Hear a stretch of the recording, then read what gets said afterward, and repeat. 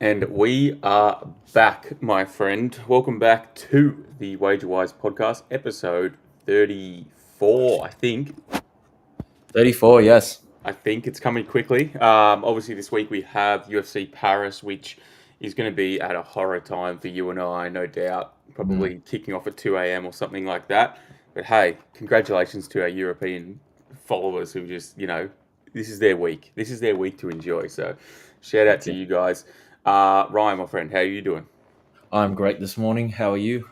Doing very well. Doing very well also. Can never complain. Mm-hmm. Can never complain. We obviously coming off the back of the week off last week, straight into UFC Paris, which I think is a pretty decent card, all things considered. Yeah. For just a travelling fight night, it's good to have a fight night back that's not in the apex and getting around. And UFC Paris is generally pretty crazy. Like, do you remember just the scenes from the last one with the chanting and all the football fans and that Yeah. atmosphere in there is pretty impressive. So I'm pretty excited for this one. I think the main event's good. I think there's plenty of good fights mixed in. So what do you say we get into it? Let's do it, brother. All right, bottom to top as always. Okay. We will touch on this one very quickly. Normally I would just skip completely past this, but we will give this one a little bit of time of day. Okay, kicking off UFC Paris, we have women's strawweight fight between Shauna Bannon 7-1 taking on Sam Hughes 10-6. Prices, we have Sam Hughes minus 310 and a Shauna Bannon plus 260. Generally, Sam Hughes is the one that you're going to see at plus 270. So to see her at minus 310 is very, very interesting. But I think it makes sense. Like she's pretty. I think she's a very limited fighter. But in saying that, Bannon's even more limited. Bannon's this awful prancy style women's kickboxer that throws these fleeting kicks on the outside and doesn't do much damage. She's got bad takedown defense. She's bad off her back. She'll spend time there. I think Sam Hughes is grittier. I think she's a better striker overall. I think she can mix in wrestling. I think she's got better cardio.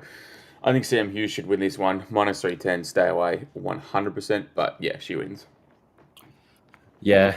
No interest in this fight. Hughes is someone I back at dog odds. Like she was plus 195 against Luciano, won by Yeah. split decision. Plus 140 against Dudakova, won by split decision. And I didn't bet this one, but she was plus 220 against Jacqueline Amarim, where she won by unanimous decision. Yeah, she's actually pretty solid and she can compete well against a lot of these girls, but she ain't someone I want to rely on as this big of a favorite, as she does tend to compete close when she wins and she loses pretty definitively. And Shauna Bannon, she is a girl I've been trying to fade as a favorite. I had money on Alice Ardeline in a close fight that could have gone to Ardeline, in my Yeah. opinion. Yeah. And I almost pulled the trigger on Pooja Tomar, but you got to fade. You can't really ride on Indian fighters in 2025. But yeah, without a favorites price tag here on Sam Hughes, who has beaten better girls than Shauna Bannon, this is a stay away spot, really. Yeah, I'm with you. There's good spots to get Sam Hughes at dog money, and minus 310 is not where you want to play her. All right, up the card to your boy. Yes, sir. Welterweight fight between Andreas Gustafsson, 12-2, taking on Renat Fakhretdinov, 23-1. Prices, we have pretty close fight. We've got Andreas Gustafsson, looks like he's slight favourite, minus 120-ish, minus 115 to 120, somewhere there. The comeback on Fakhretdinov is around minus 105. So for more or less, it is a pick'em. Ryan, does our skinhead Christian brother take this man down, or does the Muslim version of this guy beat himself? Who wins? I think our Christian brother gets this done. Yeah. This was an easy click for me. Unfortunately, I didn't get Gustafsson when he opened up at plus 200 like a few weeks ago. But I'm happy to be on his side even at minus 120. I was on his side heavy at plus 160 against Chaos Williams, and I actually faded him against Pat Pitlick as a minus 250 favorite. At the time, I just didn't really rate his skills, but I think he's really come to his own. I think there are comparable aspects of Renats and Gustafsson's game. Like they have a lot of power in their hands, huge physicality. They're very strong, relentless in their grappling, often finding their finishes on the mats with their brutal ground work. And all up, I will have to say Renat is the more complete and more fundamental fighter. He has variety in his striking. He's got more fundamental grappling, while Gustafson's style, in his own words, is just full reach. His words, not mine. Yeah. He runs forward, eats whatever you hit him with, wears you down with suffocating pressure, landing big punches, knees and elbows as he's got you against the cage or on the ground. Rinse and repeat if he doesn't get you out of there. But the thing is, one of these guys has shown to fade and the other doesn't. Like Renat slows down in every extended competitive fight he's been in. And though he doesn't stop going hard, he is exploitable when he's fatigued. Like he's sloppy, hittable, and lazy with takedown entries. And he's been getting away with murder recently. Like he absolutely robbed Carlos Leal in that last fight. The Nicholas Dolby split decision, probably an argument for Dolby winning that as well. And the draw with Elizeu Zaleski dos Santos, he was nearly KO'd in that third round. That was like a 10-8. And look, of course, these are higher level opponents than any Gustafsson has fought.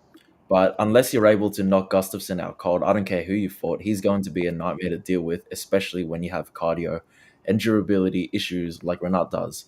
So yeah, I see a close opening round. Renat will compete very well, and I could even see him winning the first round convincingly. He has the sharp boxing and kickboxing. He has the grappling ability to get control time and stuff takedowns, but I just don't think Renat will. I don't think Renat will get a first round KO. I'll be surprised if he does. Neither do I think he gets an early sub. And I just find it hard to imagine him putting a stamp on rounds 2 and 3 when you have the optics that he has after like 7 minutes of fighting. And Gustafsson is just balls to the walls from the opening bell and is proven to fight at that pace for around 15 minutes, though hasn't proven yet against opponent of this caliber. So yeah, I took Gustafsson at minus 120. I wish I got him when he opened up at like plus 200. Plus 150 or something. But yeah, I think he gets around 2 or 3 TKO here. Yeah, lovely. I don't. Yeah, I'm with you. I think Gustafsson is the side for sure. In my head, like this is a pretty ugly fight to me. I think, which is a shame because Gustafsson, while fighting ugly, generally fights decently fun. But I don't know if this one will be because I just see a lot of cage clinching, pressure against the cage, and Gustafsson will make that fun from his side with the dirty boxing and the elbows and that stuff mixed in. Whereas I think Renat, if he's doing it, it's more for survival. I think. In terms of the overall matchup, I think it's a pretty competitive one. Like Renat probably has the advantage, like purely on the mat, jiu-jitsu wise. But I think on the feet, I prefer Gustafsson. I think he's grittier. I think he can dig a bit deeper than Renat. I think he's got more to give late. And as long as he doesn't get bonked in the first, I'd say 6 minutes, I feel like it's real big upside from there. So, yeah, I hope this is a fun fight because like it could be a fun fight just given both guys' style that they are fairly similar. But I also think that means that it could be a little bit of an ugly fight, which would be a shame. But yeah, I'm with Gustafsson. I think he'll do more. I think he'll have more strength and power late, and I think he might edge like a 29-28 decision. I think he goes over, and I think he wins a decision. Yeah. Well, did you think the Gustafsson Chaos Williams fight was a fun fight? Yeah, I thought it was relatively fun. Yeah. Yeah, I thought it was fun as well. A lot of people, including Gustafsson, like kind of acknowledged that it might have been a boring one. Yeah, But there was a lot of cage pushing, but like he stays active when he's like cage pushing. you got to do that against a guy with a hell of a lot of power at times. So, it is what it is. All right, up the card 2 middleweight fight between Brad Tavares 21-11, take on Robert Burchek 17-6. Prices we have Brad Tavares -2, upwards of that, around -230. It looks like somewhere around there. Robert Burchek is +190, just under +200. I'm conflicted in this fight, to be quite honest. I immediately see Brad Tavares at -2XX, and I think, oh God, I just want to take that on at this point. Like, I think this guy's just done, to be quite honest.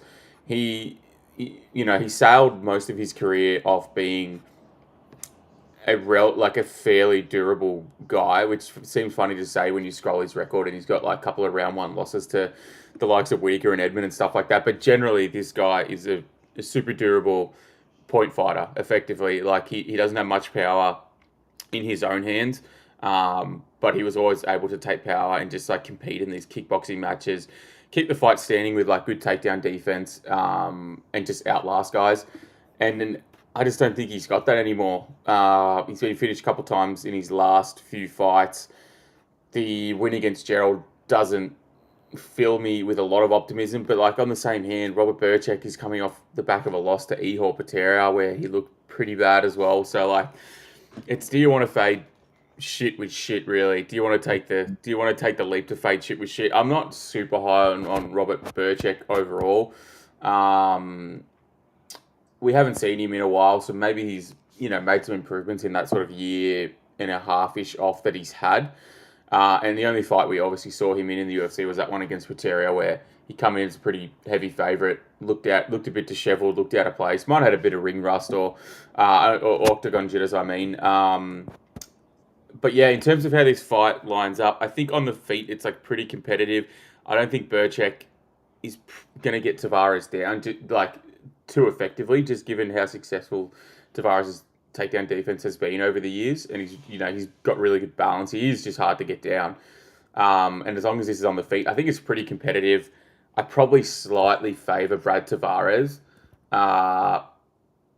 but to want to pay minus 2xx on him at this point in his career, I think it's a no-go. Pure pass on this fight. What do you think? Yeah, don't put Brad Tavares in your parlays, guys, please. Look, he has fought the who's who of the middleweight division for a better part of 15 years. And he's not getting great results, especially recently. He's like 2-4 in his last 6, but he is still a hard guy to fight and prepare for. Like he still has a tough to crack Hawaiian chin, though it's starting to give in a little bit. He throws heavy in the pocket, has very, very good takedown defense, probably one of the better anti-wrestlers into the division. But he's incredibly one-dimensional, like very hittable, slows down as the fight goes on, and time again fails to adapt when his opponents make in-fight adjustments. But lucky for Brad Tavares, his opponent in front of him is about as one-dimensional as he is, and also no spring chicken at the age of 35. Robert Bryczak, he purely looks to box. Like he'll work his way into the pocket and look to unload fast and heavy combos to the head and body, and he is good at finding that off button. But he himself is quite hittable, easy to catch on his way in and out of attacks. He struggles heavily against dynamic strikers who are able to tag him up from distance, but is Brad that guy to tag him up consistently from range for 15 minutes? Maybe, but look, I think Brad will be more than willing to trade in the pocket in this fight, and Robert Bryczak may just be faster with his combos. So I think I'd rather be in the Bryczak at like plus 200 side than Brad, but like you said, it's like fading shit with shit. I do think Brad will be a step ahead here. But I think this fight plays closer than the odds suggest. So if the lines get stupidly like out of whack, you might have to take a stab at it. Otherwise, I'm happy to pass. Yeah, sounds like we're on the same page with that one. Looks like a pretty ugly fight, all things considered. All right, up to welterweight now. We have Sam Patterson 13-2-1 taking on Trey Waters 9-1 prices. We have a Sam Patterson minus 175 and a Trey Waters plus 150. Ryan, please tell me, does Sam Patterson come in here, get his head boxed off and pull off a submission somehow, or does Trey Waters knock this lanky fuck out? I think these two are both giraffes. I think Sam Patterson is a bit of a I don't know. There's something about Sam Patterson. I don't like him too much. Yeah. But yeah, this is a matchup between two stupidly big welterweights on solid win streaks, I'd say, and coming off pretty impressive wins. Like Patterson knocking out Danny Barlow in round 1. Who would have seen that coming? And he was a plus 185 dog there. And Trey Waters defeating Billy Ray Goff in my personal fight of the year of 2024. This may not be as simple as a striker versus grappler matchup because they are comfortable to engage in their weaker areas. But I think at face value, it could be looked at as a striker versus grappler match. With Trey Waters, he's a high volume boxer who looks to just pepper opponents from the outside, catch them coming in with counters. He doesn't carry too much power and not much speed. He's also a little flat-footed and heavy on the lead leg and can be too happy being on the back foot, but he is sharp with his timing, works behind a sharp long jab, times the right hand over the top very well, and he's consistent for 15 minutes with his work rate. He hasn't fought this year, however, so got to question ring rust. I believe it's been over a year. You got to question, ring rust, underlying injuries, and if he'll even make the weight comfortable. Like, he's a big, big welterweight, so you might even want to see how he looks on the scales if you have a play on him. But Sam Patterson, this guy's dangerous on the ground with his long limbs, crafty, opportunistic grappling. His takedowns are hard to stop, and if he's on top of you, most of the time it's good as done. Striking wise, he's solid with his offense. He carries power, he's fast, and uses long range weapons well, but he is so fucking flawed defensively. Like, he's got tall man defense like you've never seen. He's stiff and robotic in his movement. He keeps his head in the center line, his chin high. He leans back with his hands low, so his chin is pretty much there, like on a platter, like waiting to get knocked out.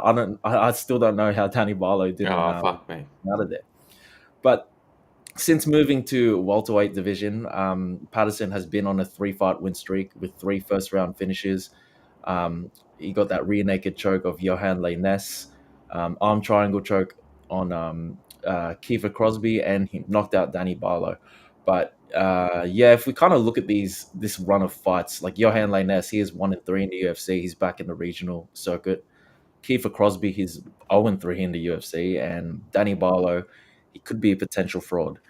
But despite good results, he still has these bad tendencies. The move up probably translated to a better chin, more durability and power. But I think if Patterson was to mainly strike, he'd be exploited by Waters' boxing and counters over the top. Like, Trey can be very hittable when he's forced back.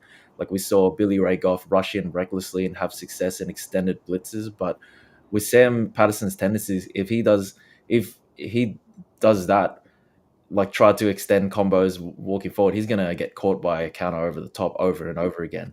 So Sam Patterson's path of least resistance is to tangle up with Waters and get him on the ground. Getting there might be tough. Like, Trey has solid defensive grappling. He defended 7 of 8 takedowns from Josh Quinlan and 11 of 12 from Billy Ray Goff. And also Trey Waters being a huge career welterweight and Patterson being a former lightweight there could be a physicality disadvantage there. So, but if he gets Trey Waters moving backwards, get a single leg or body lock trip and end up on top, I think he can definitely work towards an arm triangle or rear naked choke. Like, Trey Waters was subbed up by Bonfim in Contender Series not too long ago. But I think this one's a tough one to call. Comes down to Sam Patterson's game planning and if Waters can neutralize the grappling. I do lean Sam Patterson to win, but I think there's value on Trey Waters if Sam Patterson comes in here with the wrong game plan. Yeah, it's a tricky one. It's a super tricky one to want to be with, especially Sam Patterson. Like, I'm on the same page with you with the Linus, the Crosby. I mean, that's probably the 2 lowest level wins you can get at welterweight. But then to knock out Danny Barlow, that just, throw a huge spanner in the works. The knockout of Danny Barlow. I mean, if he subbed him, fair enough. I would have understood that. If he got knocked out, he would have understood that. The fact that he flatlined Danny Barlow, I remember watching that, just going, I don't know where to put this kid. I really don't. He ate his shots as well somehow. I don't know what's going on. Maybe Yanal Ashmuz is the most overpowered fighter in the whole UFC. I don't know. I don't know. But yeah, like you said, it's a weird matchup with the length of both guys. They're used to obviously having large reach and length advantages across the board, and now they fight pretty much mirror versions of each other. So it's going to be who can deal with it better. I kind of think Trey Waters on the feet is obviously going to deal with the length of Sam Patterson better than vice versa, and that's just because he's way more defensively sound. He slips back. He's better footwork, head movement. He's just way more intelligent defensively than Sam Patterson, who has none of that aforementioned defensive traits there. He's very, very hittable. I don't know where to put his chin anymore. I really don't. I thought it was awful coming into the UFC. Like, he'd been knocked out a couple of times on the regional scene. He kind of gave me Johnny Walker-ish vibes in terms of the chin. And then he just comes in able to take Danny Barlow, who has shown that he's got pretty decent power and speed and accuracy in his hands. So I don't know where to put him. On the ground, I think It's definitely Patterson. My issue with him is I don't think he has amazing wrestling to get the fight to the ground. And Trey Waters does have pretty decent takedown defense, but once it is on the ground, it definitely is Patterson big ticks for mine. So it's a confusing. It is a confusing one for me to want to break down. I think this is probably a step up in competition for both guys. Like the Denny Barlow, I'm kind of just putting a line through, and I think in terms of like Josh Quinlan, Billy Ray Goff, I feel like it's kind of around that level. I'm with you. I kind of think Sam Patterson might have slightly more success, but if this spends a lot of time on the feet, I think it's pretty competitive. So for me, it'd be dog or pass. I don't have a lot of conviction on this one. I want to watch this one and just get my read a bit better on Sam Patterson, see where he, how he deals with this fight, and then, I think we can be a little bit more accurate and have a bit more conviction moving forward. Because frankly, that Danny Barlow fight has just franked all my form on Sam Patterson of where I thought he was. So yeah, I think dog or pass. Trey Waters 150 plus 150 is a fine number, but happy to pass for now. Yeah, I like it. I don't know where. Are you saying Patterson by sub? Patterson decision? What did you say? I lean on Patterson just winning, but Yeah. yeah, I don't know, man. Yeah, it's a tough one because they can effectively win multiple methods as well. It's a tough one from a betting perspective. All right, up the card we have the heavyweight debut, I believe, of Daliha. Yeah, the UFC debut. Yeah, UFC debut of Daliha, coming out of. Oh, I'm just looking at his record because I thought, obviously PFL, but in the meantime, he had a FNC fight. If you've ever heard that, FNC against Jorgen De Castro, if you remember him. Oh yeah, I saw that. Yeah, Jorgen De Castro. So we've got a heavyweight fight between Marcin Tibero, 27-9, taking on Ante Daliha, 25-6 prices. Pick 'em. Love that. Straight pick 'em. Minus 110 each side. Yes, as mentioned, we have the UFC debut of Ante Daliha coming from PFL for the most part, where he was pretty fucking successful. Beat a lot of good guys, the likes of Renan Ferreira. I don't know if Maurice Green counts as a good guy, but he's on there. Goltsov, all those typical PFL guys he's beaten. Obviously, that loss most recently to Moldovsky. And now we get him in the UFC against Marcin Tibero, who, is effectively the litmus test for heavyweight MMA in the UFC. So he's one of those guys that you come in, you beat, you're probably going to do all right, crack the 15 to some degree, and be around that mark. If you lose to him, you're sort of floating in the ether of the UFC heavyweight space, fighting at the apex nonstop. I don't know what else they do eat other than that. But yeah, this is an interesting fight. I don't have huge faith in Daliha moving forward. Like, he's 35. I know Tibera is old too, but Daliha's. I just don't know what to expect from him. These guys have fought before many years ago, where I think Marcin Tibera got the better of him in that one. It was a leg break, KO. Right, yes. Daliha just pretty much broke his leg. Hey, we take that. We take that win. So the guys obviously know each other. In terms of the fighting style, it is a curious one.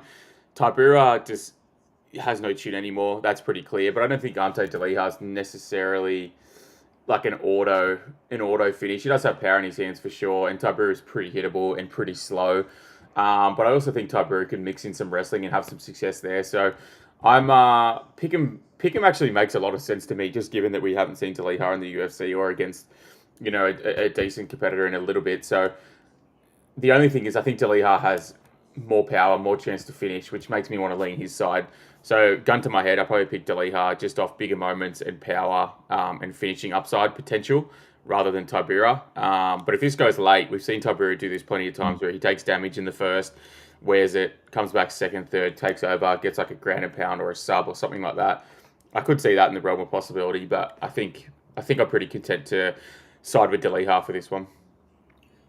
Yeah, the odds are pretty spot on at Pick'em. Yeah, Tibura's been around for a long time at UFC level, and he just has a way of hanging in there and taking over late. We've seen it plenty of times. I've been burnt by it plenty of times, and Yep. in close fights, he has a good way of staying competitive. D'Elia, probably a few years back, around the time he finished Renan Ferreira, I would have thought he'd like run through this current version of Tibura, but I don't know. After seeing that Moldavsky KO, like I don't know, he looked a bit washed Mm. there, and like afterwards, I mean, like Jorgen de Castro, I don't know if that's like a good, just a good win to show us that he can knock out someone like Tibura. Yeah, I just think there's a clear difference in how he looks from his performances in his like so-called prime in 2022, 2023 when he did win the PFL championship to now. So I'm very happy to stay away from this fight. Gun to my head, D'Elia, but yeah, if this goes any later than like the 7 minute mark of the second round, I think Tibura like he could do the same thing as always again. So yeah, D'Elia will be my pick. Yeah, it's pretty. Honestly, this one's an ugly fight. Not a not a huge fan of that one, to be quite honest. Mhm. All right, up the card, 2 light heavyweight. We've got Umar Sy, 11-1, taking on Brenton Ribeiro, 17-8. Prices we have. Yeah, you get the Umar Sy price -400, and then Brenton Ribeiro +330. Take it away, Ryan. Yeah, Umar Sahi probably wins this. I agree with the widely repeated view that he's more of an athlete than a fighter. Mm. I don't think he goes out there wanting to inflict damage on anyone or risk getting in a war. He just wants to compete, get the job done, get his money, and yeah, if he has someone in front of him that he can just run through, then sure he looks world class. But when he has someone in front of him that poses a threat and is there to compete as well, then Sai will be pretty content to just play tag from distance. We saw it against Manifield in that shocking performance. And even before that, against Darwin Jong, side there was signs there. Luckily for him, he's up against Brenison Ribeiro here. He was just not that good. He's coming off a round one knockout loss to Azamat Bekoyev. And prior to that, he was on a 2 fight win streak, beating Caio Machado and Dr. Nogaze. So those are already like pretty low level wins. But yeah, Sai should be able to win comfortably here, whether he goes back to his roots and chases the takedown and hunts the ground and pound of sub, or if even if he fights tentatively like he did in his last fight, he should be able to outpoint Ribeiro.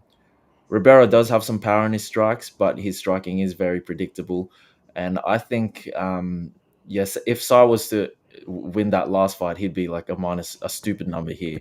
So this could be a pretty solid discount on the Sai side. Palayable probably. Yeah, I think Sai wins convincingly. Yeah, I wasn't expecting the fraud check as soon as it came, and especially against a guy like Alonso in that last fight. But it was going to come at some point. It always felt like it was likely after that Darwin Jung fight where he kind of struggled through at times. But yeah, I'm a little bit surprised it came to Alonso. But yeah, this fight, I mean, it's hard to get excited about Brenton Ribeiro. I think he's very damaging and looks for finishes in kind of all areas. But I think that's kind of his downfall. Like I can see him overextending on his long kickboxing combos here. So Umar Sy gets a takedown. I think he's going to have obviously the much better ground and pound. He's going to have to be a little bit worried of or a little bit aware of Brenton Ribeiro's jiu-jitsu game because he can throw some subs up off his back. He's got a long frame. But I almost think Ribeiro's too keen and too content off his back that it's going to give Sai opportunity to finish his fight, whether it's by advancing position, forcing Brenton to give up his back, locking in, muscling in really a rear naked choke or landing big ground and pound shots. I don't really love Brenton's chin either on the feet. So like even if it does stay on the feet, he's not that effective that Sai is going to be too outmatched there. And Sai's always liked to land a big shot to Ribeiro, who's pretty defensively not great. He just relies on his frame, and he's not even going to have a frame advantage here. So, yeah, I'm with you. I think Sai is definitely the side. -400 on him. I'm just not paying that price on many fighters anymore. I don't love. I mean, I think he wins at a pretty high clip. So if you want to parlay him, it feels relatively safe. But Yeah, minus 400. It's not adding much. I reckon stay away. It's a big favourite. I'll pass here. Yeah. And I mean, unders is going to be juiced to the absolute fuck as well. It'll be It'll be minus one and a, under 1.5. Under one. Oh wow, under 1.5 is plus 135. Oh, that could But be. yeah, I mean, What if you get that tentative version of Sai? yeah, you can always get that version for sure. Where he just lasts. It's a 1.5 is there. It's a good line there from the books. But yeah, for me, Sai wins and wins pretty well. Alrighty, up the card. Two, a fight I'm pretty keen for. Headline the prelims. We've got a featherweight scrap between William Gomez, 14-3, taking on Robert Ruchala, 11-1. Prices, we have William Gomez minus 225. The comeback on Robert Ruchala, plus 195. I like this Robert Ruchala. I like the look of him for a few reasons. I think he is a pretty good striker. He's very game, very very gritty. I think he wants to be in there a lot more versus a guy like Gomez who has this sort of matador style where he's constantly on the back foot, running away, using his footwork to stay on the outside, looking to counter you as you enter range. But Robert Ruchala, he's faced a good level of competition overall, I would say. Like Saladin Pardasi, very, very highly rated. A lot of people like him on the regional scene. I think KSW is a pretty decent regional promotion to come from because they are pretty legit. They have pretty good guys across the board. For me, it's a pretty good litmus test. Another big tick, he has a really, really long amateur record as well. I think he had like 14 amateur fights or something like that. So the fact that he's got that amount of amateur fights, that amount of pro fights, and against decent competition, and is finishing a lot of them, that's a lot of ticks for me. He's only 27 too, so I feel like he's getting in at a good age. Decent frame for the division, decent reach for the division. The only thing that worries me is that William Gomez is a pretty tricky stylistic matchup to come straight into the UFC for. Gomez isn't a huge hitter, so I don't necessarily think he has to worry about the power necessarily coming back at him. It's more going to be the speed and the accuracy that might put him down if he enters range poorly. But I kind of think Ruchala's the side here for me. I think you're getting him at plus 195, almost plus 200. William Gomez unlikely to finish. Fight's pretty close and competitive, not super high output. I think Ruchala has the potential to kind of do what Hyder Emil did, which was just get in his face, throw a lot of volume and output, land bigger moments. Like might lose minutes, but land bigger moments. I don't think Ruchala's going to knock him out just because Gomez is very, very hard to hit well most of the time. But I think this is a very competitive matchup, and I think you get him plus 200 on the underdog. For me, it decides Ruchala for sure. Yeah, I'm on the other side of this. Like I like William Gomez in his spot, and like at minus 200, I think it is a pretty solid line. Like he's someone Gomez. He's really changed my idea about them as a competitor. Like even in his losses, like I used to think he was just some technical kickboxer who looks to style on opponents from the outside. Like he does have the slick defense, head movement, footwork, and counter striking to just really coast against lower level guys. But against Joe Anderson Brito and Hyder Emil, he proved me wrong. Like he showed me that he can stand there and like trade while still like maintaining like his defensive capabilities. Like yes, the win against Brito was sort of gifted, and the Hyder Emil fight Sort of. it was gifted, and the Harder Mill fight really could have gone either way. At the end of that, I like rewatched it. It was close, but yeah, he showed me he can stand his ground. He can scrap, and in battles of attrition, like he can fight till the end. I also do like his clinch game as well. He's good at wearing on opponents by making them carry his weight and landing knees and elbows. And yeah, Robert Richala, he's a pretty solid prospect, like featherweight champ at KSW, and he is known for his like high level grappling. Like his takedowns are well timed, hard to stop. He often catches kicks and entry. He often catches kicks and uses that as entries for single legs, but he can also just quickly change levels and drive guys to the ground. And once he's on top, he's so positionally dominant, always a step ahead, and he will look to work towards a sub, a ground and pound. And if Gomez doesn't mind his P's and Q's and ends up on the ground, then hell yeah, like Richardo will probably get him out of there. Like Jono Aaron's nearly subbed up William Gomez in the last round. But yeah, on the feed, I feel like Rushala shows good. Like he has a good scrappy style. Like I see your comparison to Hyder Emil, but I just see this guy getting tagged up. I don't know. Like he just tends to walk through punches as he's pressuring, and I think Gomez can rack up significant strike numbers on him. And yeah, I do feel he has the defensive grappling ability to keep it on the feet. Though that's where Rishala will probably have his better moments, like crashing into the pocket, probably taking 2 or 3 shots and getting him in the clinch or getting him to the ground if he can get him to the ground.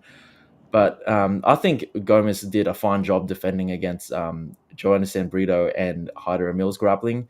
And if forced to stand, I think Rishala just offers like car crashes exchanges, and I think Gomez would be more than willing to entertain that and come out of it like in the better end, like not getting hit as often. So I do like the dog shot on Rishala at that number, but I think Gomez wins by decision here.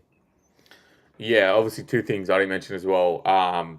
Gomez in France, obviously you're going to be have that home court advantage. That'll probably Mm. play into it. The other thing that I like for Richarlo too is like he's gone deep in plenty of fights and recently, He has. and got finishes too. So like I think he gets better as the fight goes on, and I kind of think Gomez is the opposite. Like it's not like he necessarily is dead off a cliff, but I think he definitely slows down in around three at a hard pace. Like we saw it a bit in that Emil fight. He just couldn't get a meal off him at the end. Mm. And I think there is a world where that happens here. So to get plus 200, I think it's pretty. I'm happy to take that. If he loses a split decision, is what it is. Don't hate the shot at all. Um, yeah, that's all from my side. I like it. Alrighty, up the card. This is a new one that just got added. Do you want to touch on this at all? I didn't really look into this fight. I am familiar with Harry Hardwick, Yeah, and I don't really think he's great. And Kaue Fernandes, he's someone that I had a really good, like, confident underdog bet on this week against Fares Ziam. Like I got him at minus 275, played it for 1.5 units. I just think it was too. Um, he was just going to get the better of him, like through his speed and just elusiveness.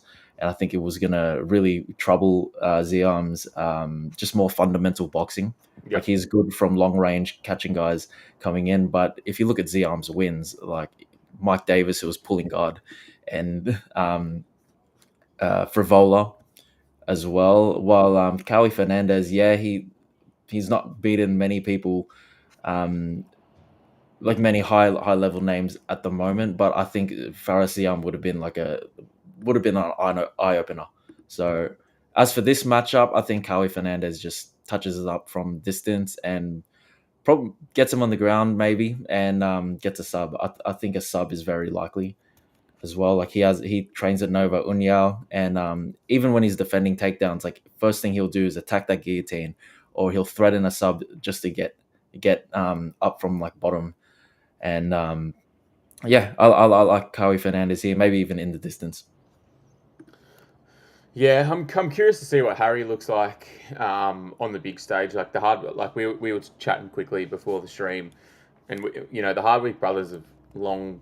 Again, it's kind of the Garam effect on the regional scene, where like people see these guys on TikTok doing their technical analysis and whatnot on their fights, and they are smart guys. The way they talk about fighting, I think they understand the game pretty well, but they just haven't had the highest level of success yet.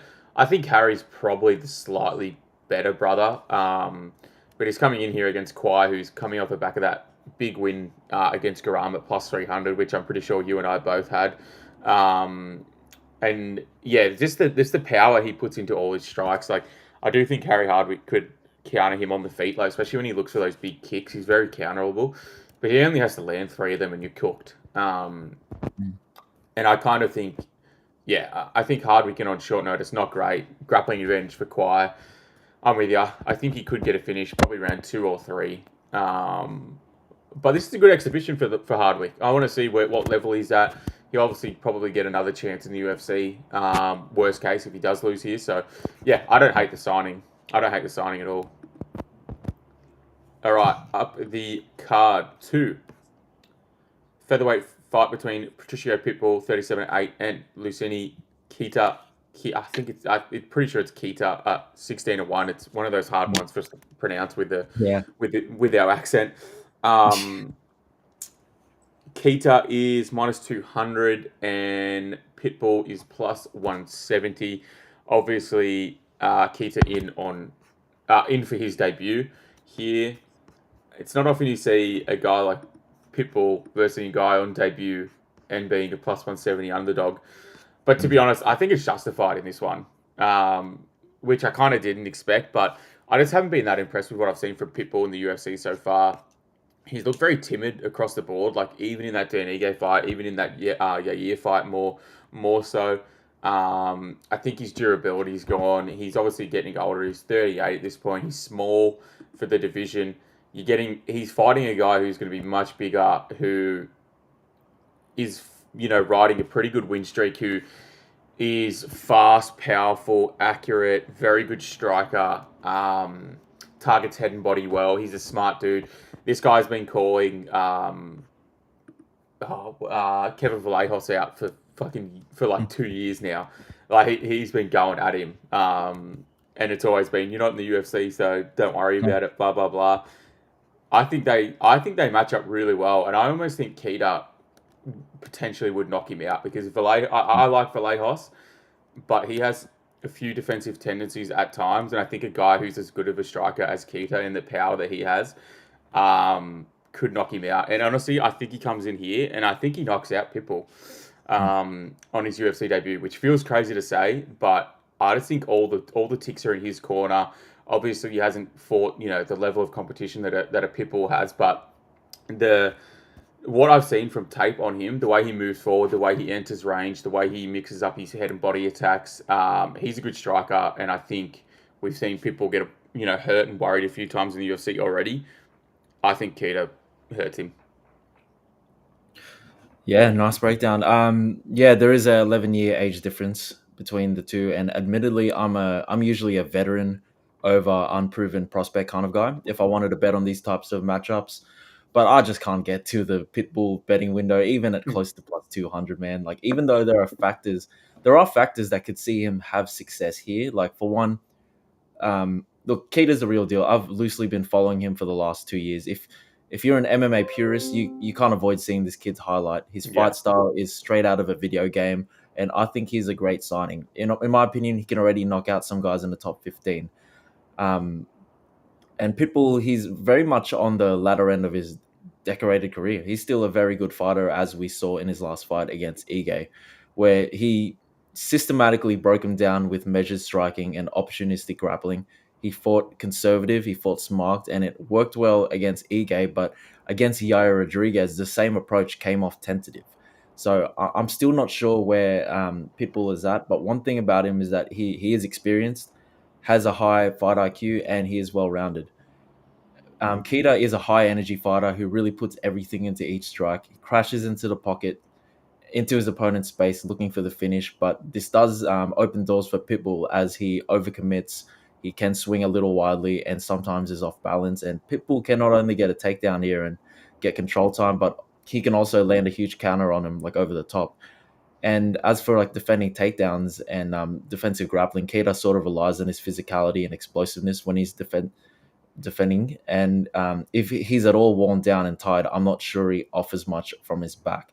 But ultimately, I think there's just too big of a difference in almost everything other than experience, like speed, strength, power, athleticism, explosiveness, all favor Keita. And Pitbull is just too low in volume, and he isn't a high-pressure cardio guy.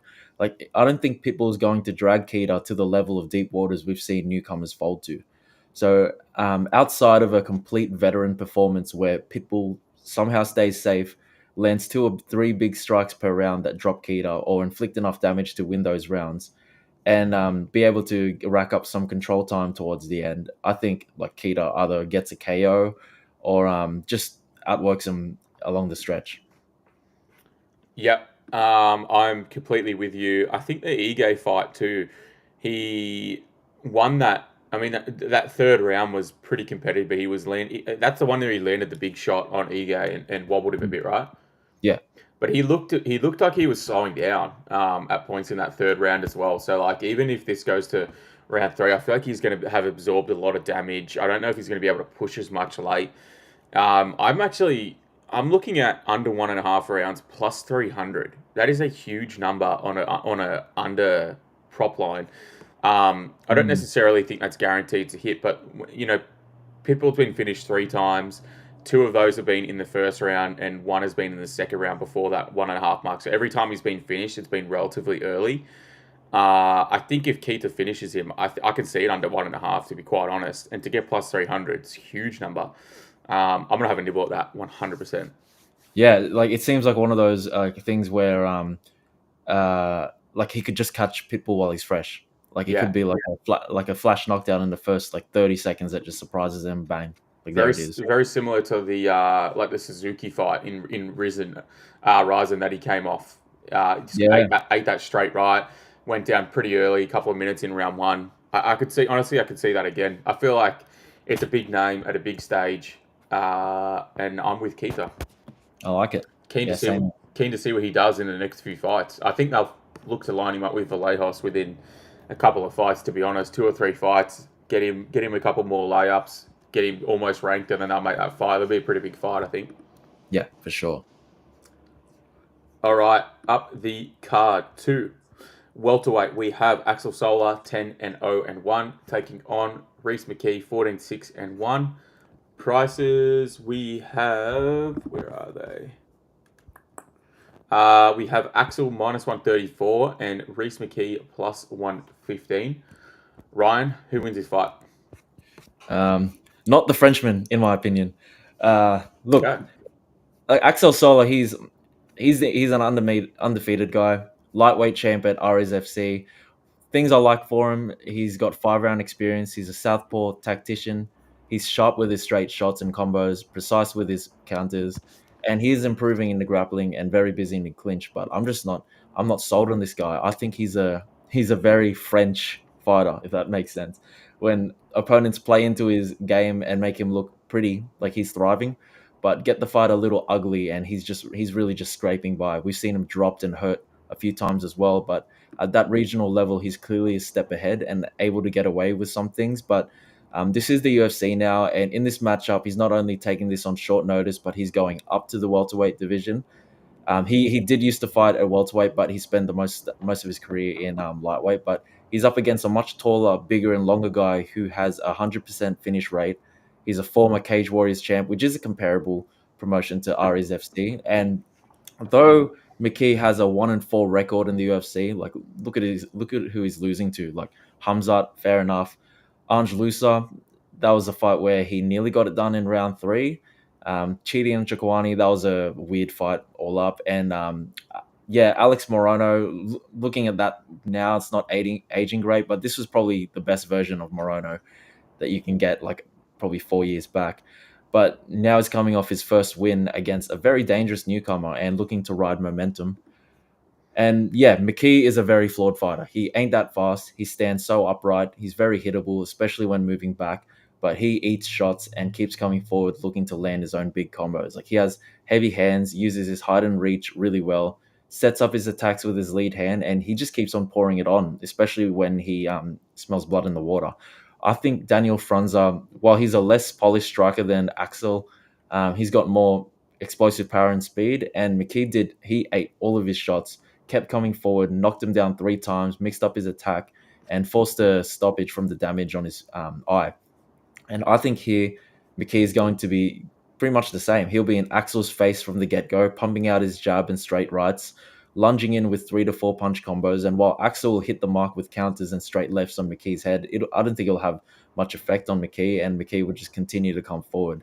And Axel will get more uncomfortable as he's not allowed any space to breathe.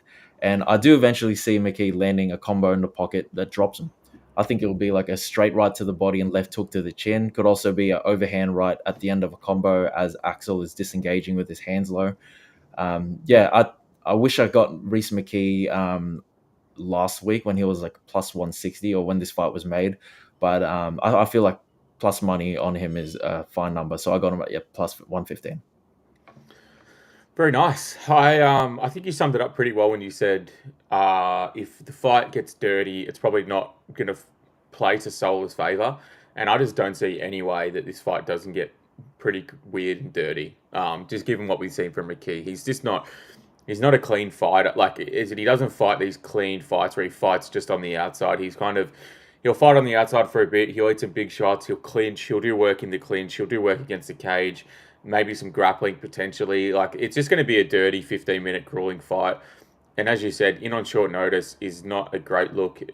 In realistically the style of fight that this is probably going to be, is he going to knock McKee out? I mean, McKee is very, very hittable, obviously, but we haven't really seen him finish to strikes yet. I mean, you got the ground and pound to Hamzat Chimaev, but besides that, the guy's fucking stupidly durable, can eat shots, and I kind of think he's just going to wear him down, whether it's by eating shots himself or landing big Yep. shots. I think Solar will be worn down at some point after the first 7.5 minutes or so, and I think McKee will sort of take over with that. I think knees in the clinch will be big for him. He's actually going to have a decent frame advantage as he mostly does. Output's pretty good.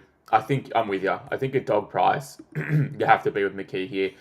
I'm all for these newcomers, but minus 134 on Solar, who isn't proven enough for me at this point, I'm with you. I'd take the underdog for sure. Yeah, Reese McKee via Homer Simpsoning his way. Yeah, pretty much the Irish Homer Simpson. Yep, I'm with you. All right, up to lightweight, we have Bolaji Oki 10-2 taking on Mason Jones 16-2. Prices, we have Mason Jones minus 135, Bolaji Oki plus 115. Don't know why this is so far up the card, to be quite honest with you. I think there's much better fights. Yep. I think Mason Jones wins this fight. I'm going to just say it straight up. I think Mason Jones wins this fight. Look, am I super confident on it? No, but I just think he has tools that are just going to exploit Oki here. Namely the grappling, the wrestling. I think he can compete on the feet for his, at times. Like, Oki he is a good kickboxer. It is his, number one area for sure. But I don't think he's like this auto finisher. We saw him against Duncan, where I can't remember you, but I definitely had Duncan. I had him by submission as well. This guy's just got a grappling deficiency. He's not a good grappler. I think he gets. I don't know what the word is, but I think he gets like timid when there's grappling exchanges. He doesn't know doesn't know where to put his head. He doesn't know, what position to advance to. The win against Michael Aswell doesn't fill me with optimism either. Like, to get in a competitive fight with a guy who's that small, that hittable, I think Mason Jones can compete on the feet. Mason Jones is hittable as well. And if Oki, hit him with a big hook, dropped him, I wouldn't be shocked. Like, Jones is very, very hittable. But he is pretty durable. He can compete on the feet, has good output. He holds his pace through 15. I think he's going to look for takedowns early. And I think even if he doesn't get them, I think he'll, continue. And I think he will get them as the fight goes on. And I think Oki off his back is really not going to have a lot for Jones. So minus 135 makes a bit of sense. I think Jones deserves favoritism here. And I think he probably wins a decision 29-28. Yeah. This is a fight that I looked at early last week because I just thought this was going to be one of those matchups where I could just do a quick breakdown and just sort of just kind of glance over it and be like, yep, stay away spot. But where the odds were last week, I thought they were very wide. It has clearly seemed to come in a lot more than when I saw it.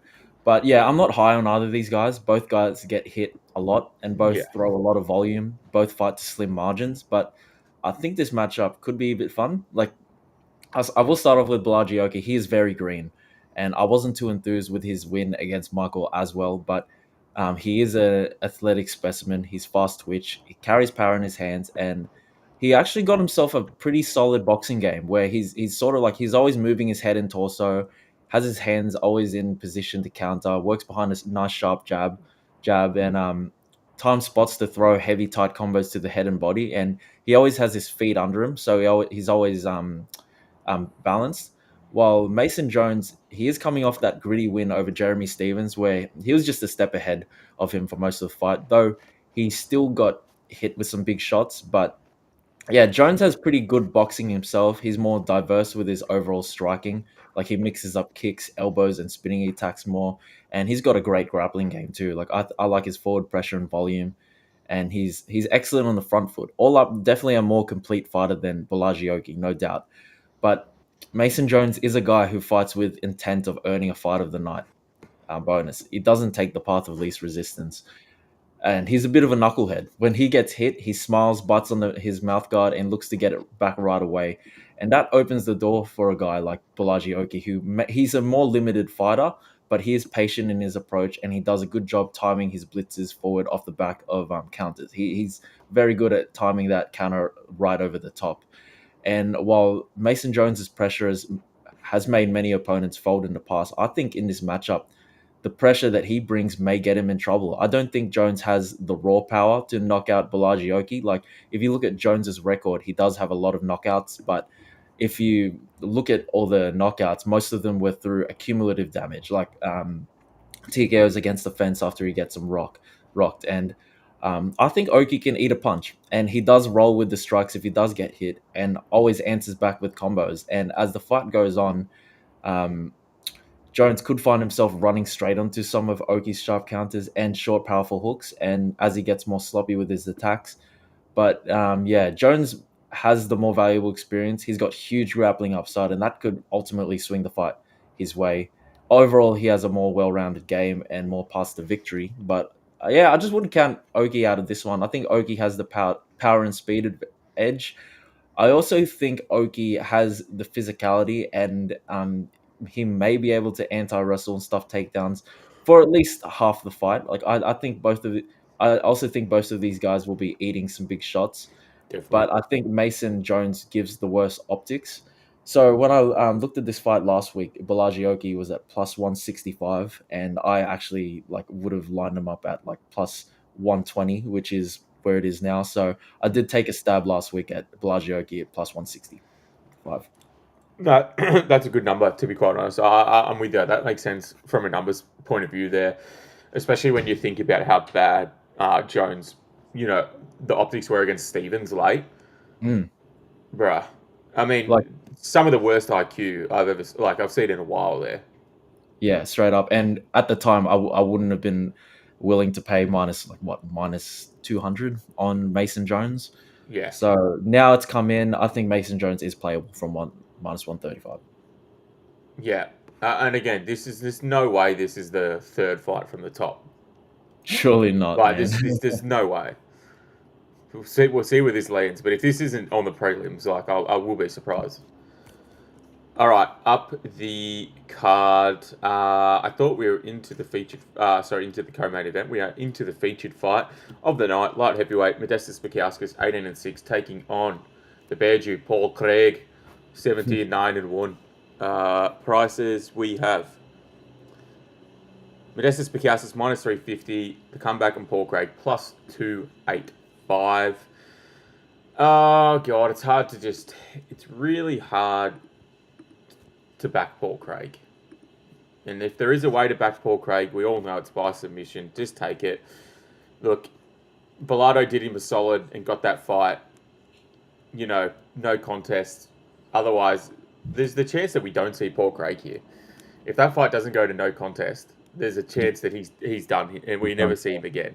So this could be the last time we see Paul Craig in the octagon. And what a shame it would be to go down to a fighter as mid as fucking Iwan Kutalaba. As Modestas Bukauskas.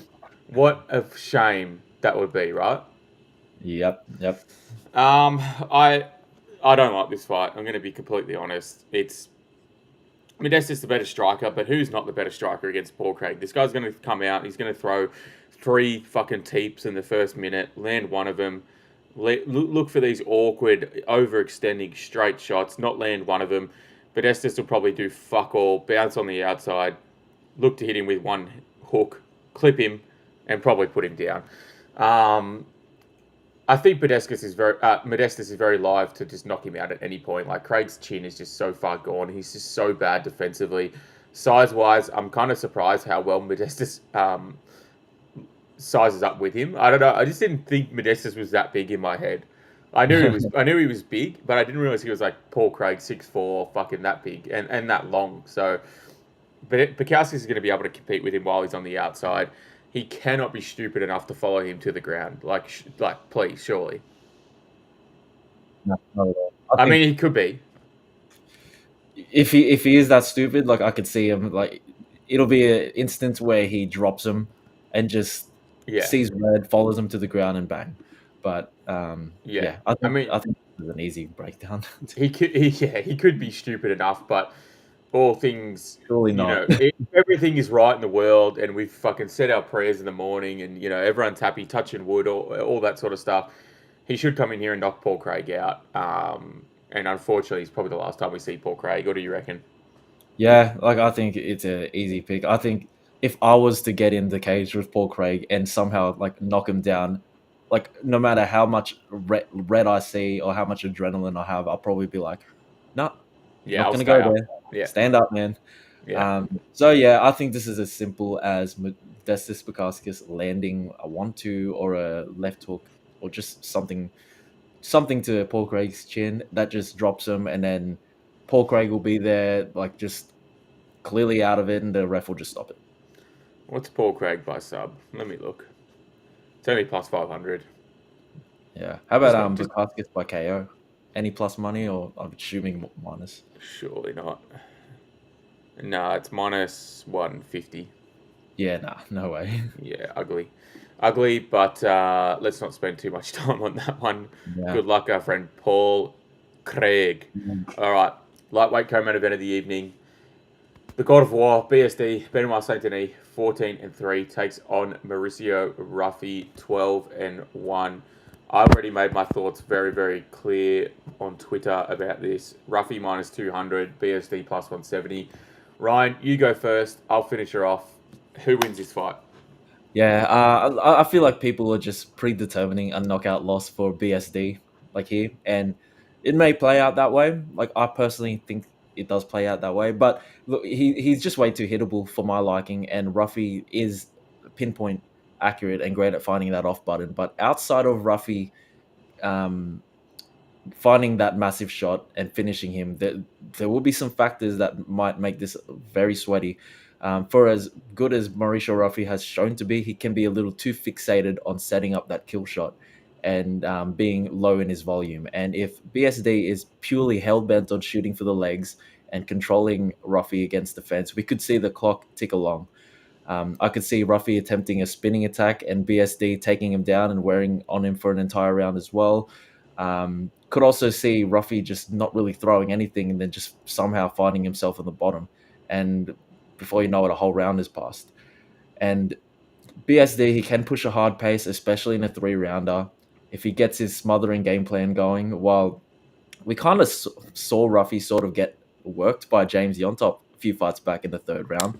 That's what I'm saying. He did land some shots on him that would have finished everyone else, however. But if this fight ticked over the 7.5-minute mark and BSD is still there and somehow avoided fight-ending damage, I'd be more comfortable being on the BSD side rather than Ruffy's along the stretch. But ultimately, I am going to favor Ruffy landing on Benoit Saint Denis, and I think it'll be in the opening round. He does come into this with a ton of momentum, and you just can't be too enthused with the amount of damage BSD has absorbed in his whole career.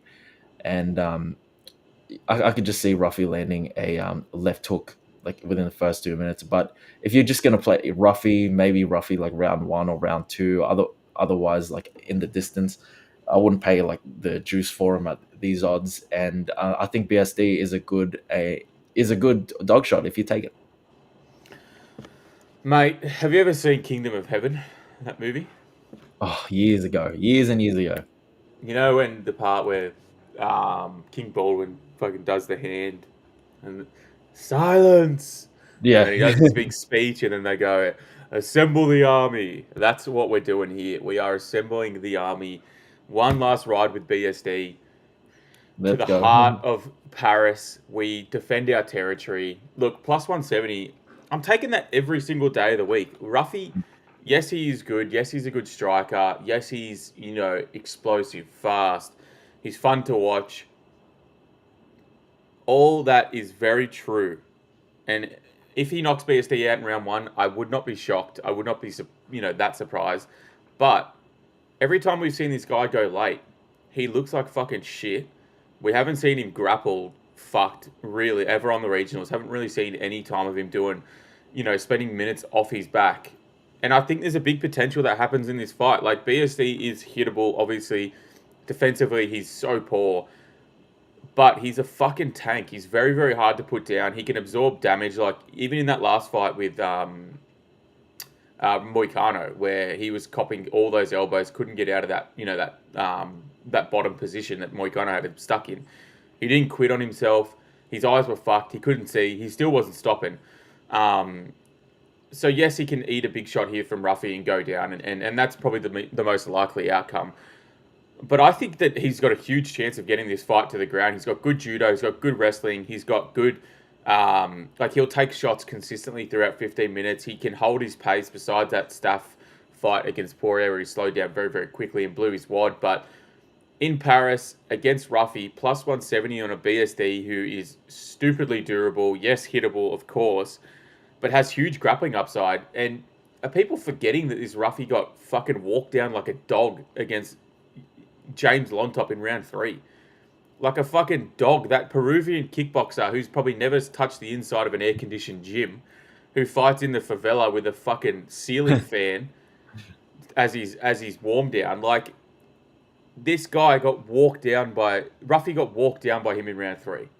So you telling me a guy like BSD can't have success grappling him early, take him into deep waters late, throw those fucking big leg body kicks like he does and hurt Ruffy, get him a bit timid? I think there's a very possible world that happens in. So plus 170 BSD, fuck it, we ride.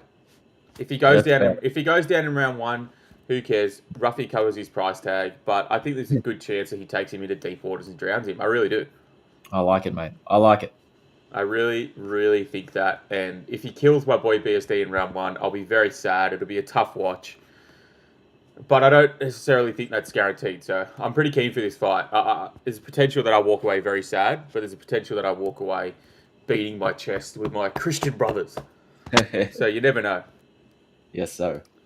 All right, main event of the evening time. Let's do it. We have middleweight banger between Nassourdine Imavov 16-4, Caio Borralho 17-1. Prices: Borralho minus 130, Imavov slight underdog plus 110. I think there's actually like a little bit of bad blood between these two. Like, it's so funny because Borralho's talking, that Imavov's been ducking fights, been doing this, been doing that.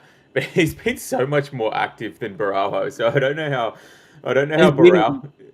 He's beating better guys too. Yeah, 100%. And Borralho's like, you're ducking fights, you're doing this. Bro, I feel like Imavov's fought like 3 times since the last time Borralho's fought. So I don't know where this narrative's coming from. It's so strange. But this is a great fight. I think this is a fight that goes 3-4-5 rounds, 3-4-5 very easily. Like, I think on the feet, it's pretty competitive. I think Borralho is improving on the feet. I think he's still, how do I want to phrase this? I think he's still a better grappler than he is a striker, but he definitely is improving on the feet. He's pretty intelligent. I think he has good fight IQ overall. I think that's one of his better assets. Like, he clearly breaks down fights well, comes into fights knowing who he has to grapple against, who he has to strike against. Choosing to strike against Cannonier is an interesting decision, but it played out pretty well for the most part. He was quicker. He was able to get to the punch quicker. So yeah, fight IQ for Borralho is definitely a tick. I think he's physically pretty good, but we'll be able to hold 3-4-5 pretty well. I think Imavov is the better striker on the feet. I think he's just more fluid. He moves better in and out of range. I think if this is on the outside, I favour him. Kicking output is probably better overall. Overall output is better. I think he probably has the more power in the hands as well, but I don't necessarily see him... I don't really necessarily see either guy knocking each other out. I think this is a very competitive fight. I probably favour Imavov slightly on the feet, but I also think he's more likely to be held down on the mat. I think Borralho is live to win minutes getting this fight to the ground at times. I don't necessarily think this spends all the time on the ground, but I do think when it goes to the ground, I think Borralho will be the one that's dictating, that it goes there and winning minutes there, which is a worry because we have seen Imavov held down before. The Brendan Allen fight comes to mind, and I think Borralho is a better overall mixed martial artist. I think he's a better grappler, and I think he's maybe a better wrestler. I think it's pretty competitive there, but if Brendan Allen can hold you down for 5 minutes in round one, I think there's a very good chance that Borralho can do that as well. So yeah, I like Imavov. I kind of think I would prefer Imavov to win. I think I'd prefer that. But I think this is a close fight. I think it goes over 3.5 pretty easily. I think it goes to decision, honestly, and I think it's a close decision either way. But I'm kind of siding with Borralho, who I think can compete fine on the feet for the most part, and I think has upside on the mat potentially. So I think the pick for me is going to be Borralho by decision. But it's a good fight, and I'm interested to hear your take on where you sit. Yeah, I've been keeping an eye on this fight for like weeks, like the odds on it, and eventually saw what I liked and pulled the trigger. But how these two match up stylistically, it's going to be a chess match. They are both calculated and measured fighters. It's rare you see them both rushing in recklessly. Like both will take turns on the front or back foot. They'll have game plan A up to E ready. Clinch battles against the fence will be pretty 50-50 as they're both pretty strong and can grind out these positions for long periods of time. We've seen them against other fighters, and both have pretty good cardio. Though Imavov's in the past can be very suspect, he's the type of guy that has second or third wins in fights.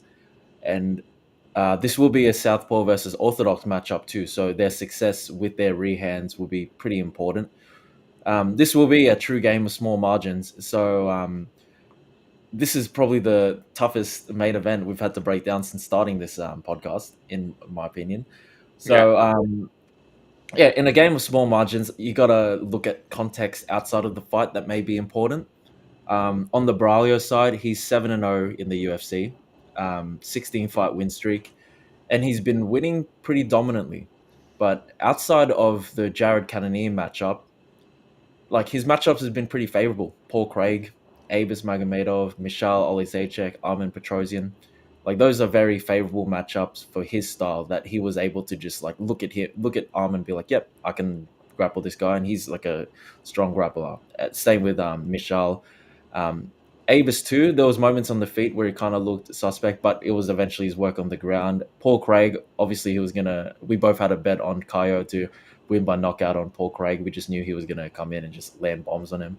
Yeah. And with Jared Cannonier, as you touched on, deciding to strike with him was kind of weird, but it played out perfectly.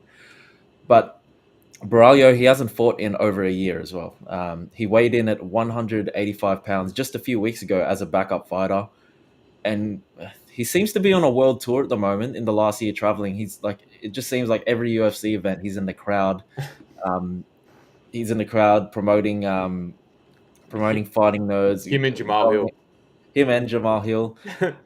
So yeah, like he's traveling a lot, but he's also branching out to other gyms and getting work in with plenty of bodies. And he is riding a ton of momentum, and he's in a training room with some serious talent back at Fighting Nerds.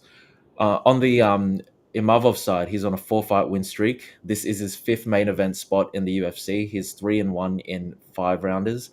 And we've seen him face adversity and struggle, as well as put in some pretty questionable performances, even in wins. But he does have a tougher strength of schedule, like Israel Adesanya, Brendan Allen, Jared Cannonier, Roman Dolidze, Chris Curtis, and Sean Strickland. And the Sean Strickland fight, like it was just way too soon for him. The Chris Curtis fight, he was probably going to win that. Dolidze, that was a fight where Imavov he nearly got him out of there early, and he kind of just had to grind out an ugly fight, but he did well in those clinch situations. With the Jared Cannonier fight, it was stopped pretty early, but it's hard to momentum was going back his way in the later rounds. He looked actually gassed in that second and third until he got that second wind. Brendan Allen fight, he was taken down for all of the first round, but then Brendan Allen just did Brendan Allen things in the second and third, and just wasn't able to keep up with Nassourdine Imavov's adjustments. And the Israel Adesanya fight, I know that finished. I know people were like, yeah, he was looking good early, but like Imavov wasn't even like getting ready, getting started yet, and then he landed that big knockout punch. So yeah, he's not really winning in the most dominant fashions in many of these fights, and there's a lot of asterisks, but he is winning. One thing I like about him, he hasn't been under Franz Ferdinand for over 2 years. He's under Nicholas Ott, which is like a guy that will put in a focused, healthy camp on Imavov, and he has been showing improvement since training with Nicholas Ott. I think Franz Ferdinand, he's kind of been exposed in recent years. And lastly, Imavov is the home fighter here. So those are things that play out in his favor. But as for the fight itself, Borralho's style seems to be a bit more straightforward. Like we can expect him to distance strike with karate-like leaping attacks. We can expect him to box in the pocket or to grapple.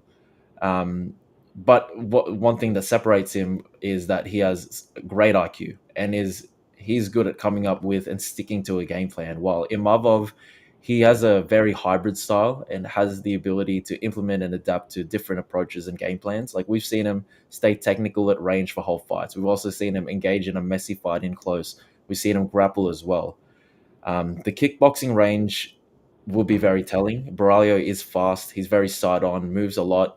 He's sharp with his blitzes forward and his counter hooks, while Imavov, he'll be chipping away from distance with oblique kicks and teeps, working behind a fast, sharp jab, trying to pick his spots to close the distance or counter over the top.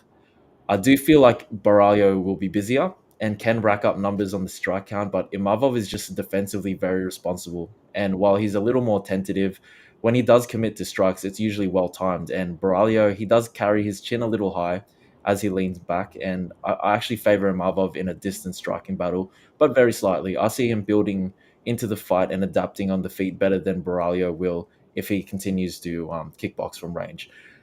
In close, I really like both of their work as well. They're both strong in the clinch, but Borralho being the shorter fighter has me slightly favoring Imavov, landing the more effective clinch strikes with his elbows and knees.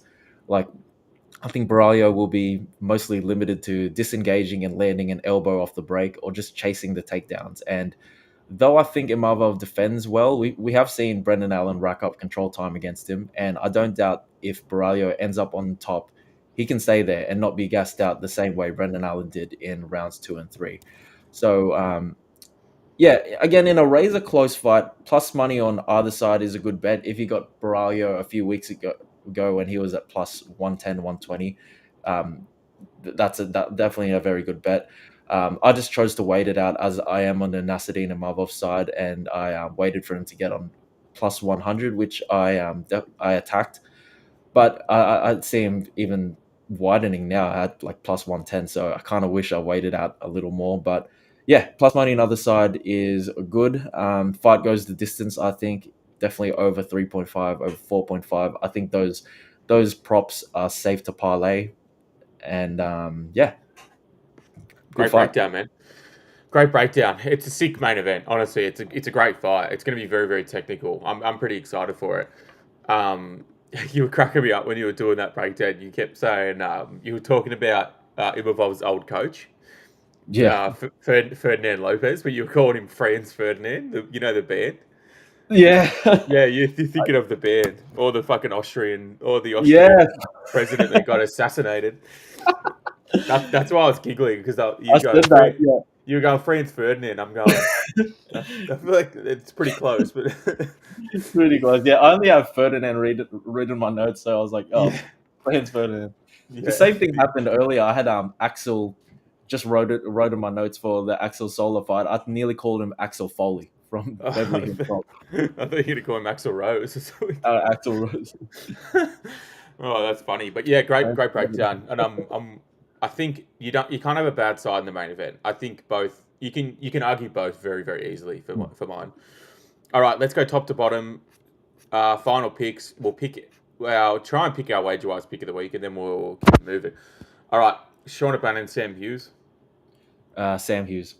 Yeah, Sam Page for me. Andreas Gustafsson, Renat Fakhretdinov. Andreas Gustafsson. Yep, Gustafsson for me. Brad Tavares or Robert Burzcek. Brad Tavares, please don't parlay him. Uh, yeah, I mean Tavares is better, but yeah, it's ugly, ugly number. Sam Patterson or Trey Waters. Give me Trey Waters. Yeah, I'll take trade underdog money. Marcin Tabura or Ante Deliha. Uh, Tabura. Yeah, I think Deliha might knock him out early. I don't know. Ugly fight. Umar Sai or Brenson Ribeiro. Umar Sai. Yeah, Umar Sai for me. William Gomes or Robert Ruchala. William Gomes. Yeah, I'm going to take the dog shot on Ruchala, I think. I like it. Harry Hardwick or Kaue Fernandes. Kaue Fernandes. Kaue Fernandes for me too. Patricio Pitbull, Losene Keita. Keita. Keita for me too. Axel Rose or Reese McKee. Reese McKee. Yeah, it feels bad taking Reese McKee, but I'm with you. Bolaji Mason Jones. Bolaji. It's a pick for me. I think Mason Jones by decision, probably more likely. I'll side with that. Modestas Bukauskas, Paul Craig. Modestas Bukauskas. Yeah, I'm with Bukauskas too, which just upsets me because I just don't like him. Benoit Saint Denis, Mauricio Ruffy. Mauricio Ruffy. Nah, War. We ride with Benoit Saint Denis one last time. Main event of the evening, Nassourdine Imavov, Caio Borralho. Give me Nassourdine Imavov. And I think I'm going to side with Caio Borralho I think. So a few split picks there on this card, which makes sense because there's a lot of competitive matchups, to be honest. It's a good card. I'm pretty excited for this one. Wager-wise, pick of the week. I felt the only fight we really agreed on with certainty was Keita. Keita, yeah. What numbers are we getting on him, like with props? Let's have a look. So you got minus 200, obviously head to head. You've got under 2.5 plus 180 somewhere. Under 1.5 plus 300. Keita ITD is plus 240. Keita by KO is plus 300. There's some good numbers. Yeah. Those are better numbers than I thought they would be. Keita ITD feels good. Yeah. Plus 235. I feel like he's probably going to... If he wins, it's probably knockout. I think not submission, but... I was very surprised, like plus 240 for that number. Yeah. I like that. If you want to get less risky, obviously you go the ITD, but if you want more risk, Keita by TKO plus 300, great number as well, I reckon. Yeah. Maybe we'll tentatively lock in Keita ITD. We'll talk off stream and we'll post it on. You can post it on your Twitter and we'll post it there, I reckon.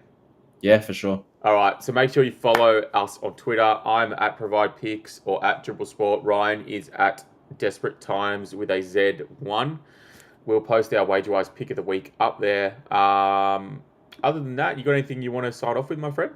No, we'll be watching this at a very stupid hour of the morning. So yeah, I always say I'm not going to wake up for these, and then my body wakes me up at like 3:30. It's like fucking wake up and watch it. Yeah. Well, we got the gift of Shanghai the other week where it was started at 5. So this is plenty for that. True. We have Contender Series, which kicks off any minute now. We want to... Do you have any picks? Yeah, I think I like the Ola Zajac brother by KO. Yeah. He's one that I like. Other than that, I think it's a tough betting card. I think I like Eduardo Enrique again over Antoine Ho, who I feel bad for, because I do like him as a fighter, but fuck, he keeps getting these brutal matchups on Contender Series. I think Tommy McMillan versus Magoyan's a fucking awesome fight. I think either of those guys will do very well in the UFC or have some pretty good success. Other than that, not really. Have you got any? Yeah, so I got moneyline bets on Eduardo Enrique. Yeah, we're on the same page there. That is his name? Yeah. Or Eduardo or something. Yeah. David Magoyan. Yeah. I ended up on his side. And I got Mandel Nalo.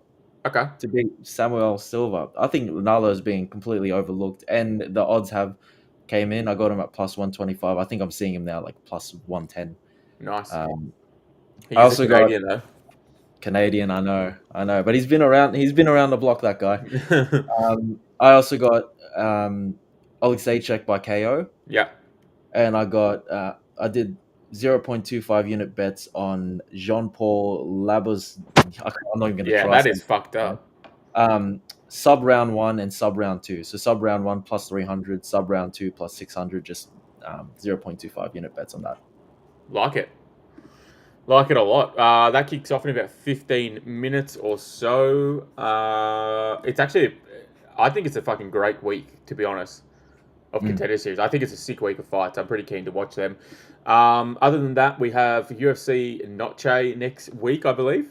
Yep, that'll be fun. So there is some. I'm just looking at the at the fights now. It is a hilarious card. Zach Reese versus Cedric Dumas. Claudio Perez is back. Jose Medina versus Dusko Todorovic. That's amazing. It might be one of the worst. I mean, it's a horrid card. It's an absolute horrid card. Yeah. But anyway, good main event. I'm keen for that one. We'll leave you guys now. Thanks everyone who's tuned in. I think I fucked it up by the naming of this thing. I didn't update properly when I had it updated, so that's my bad. But we'll be back next week, same time, roughly. So if you're still watching, thank you very much. Like, comment, subscribe, share it with your